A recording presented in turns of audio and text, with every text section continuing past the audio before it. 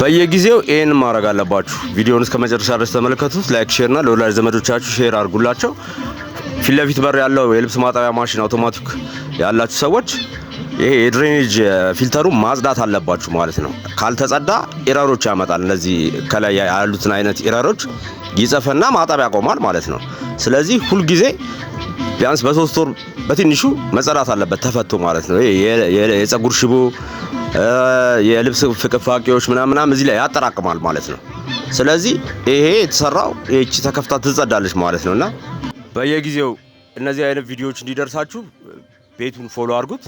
ቪዲዮቻችን እየታዩን ስላልሆነ ኮፒ ሊንክ በማድረግ ተባበሩን። አሜን ፊክሶች ነን። በአዲስ አበባ ያሉበት ቦታ ድረስ በ0922397851 ላይ መተን አገልግሎት መስጠት የምንችል መሆኑን እንዲሁም በነፃ ማማከር በዚሁ ስልክ ቁጥር በ0922397851 ላይ ደውለው ነፃ ማማከር አገልግሎት ማግኘት ይችላሉ።